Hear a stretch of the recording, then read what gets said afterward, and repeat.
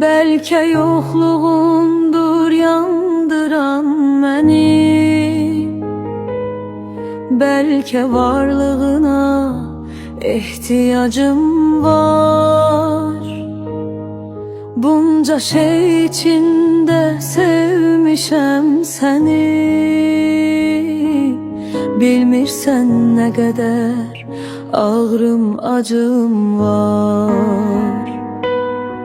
Belki yuxu imiş seni yaşamak, en şirin yuxumsan gözümden kaçan.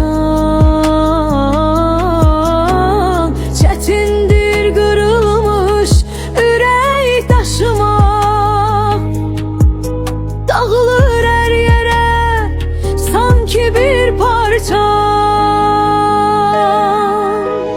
Belki kederine alıştı könlüm, sen ele ağlattın bir de gülmerem. Senin hasretinle bitse de ömrüm, bil ki seni ben unuda bilmerem. Belki kederine alıştı könlüm, sen ele ağlattın bir de gülmerem. Senin hasretinle bitse de ömrüm, bil ki seni ben unuda bilmerem.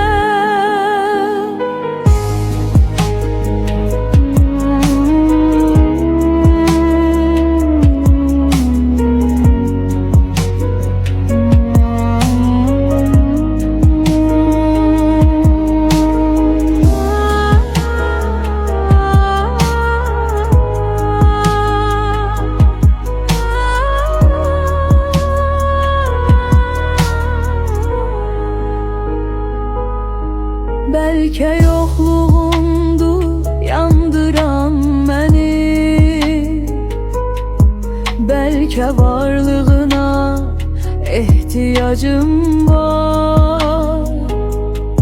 Bunca şey içinde sevmişem seni,